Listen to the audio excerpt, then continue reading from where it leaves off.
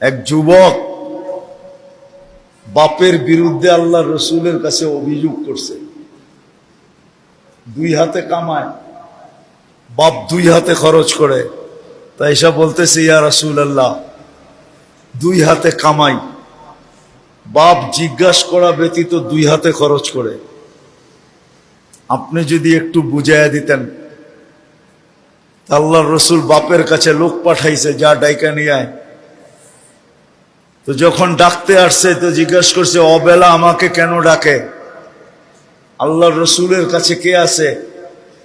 কাউকে দেখি না, তোমার ছেলেকে বসা দেখছি।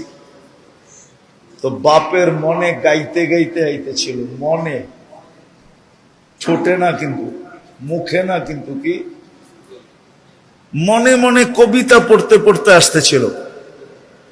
তো জিবরিল আলাইহিস সালাম আগে এসে বলে দিছেন, একটু পরেই ডুববো, সালাম দিয়া জবাব দেওয়ার পরে কবিতাটি আগে শুনে নিবেন।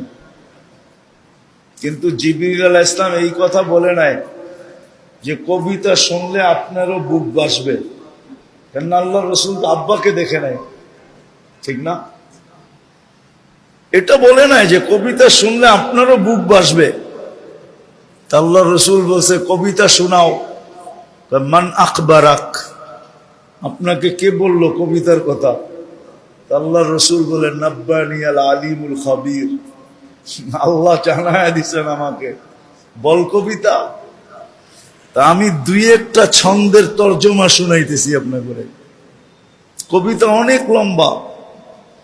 বাপ বলতেছিল, একা ছিলাম যখন, তো মনে বড় স্বপ্ন ছিল বিয়ে হবে। বিয়ে যেদিন হয়ে গেল, দুইজনের স্বপ্ন ছিল কোলটা ভরবে। যেদিন তুই জন্ম নিলি, তো দুইজনে মিলা অঙ্গীকার করলাম আমাদের বাঁচা শেষ।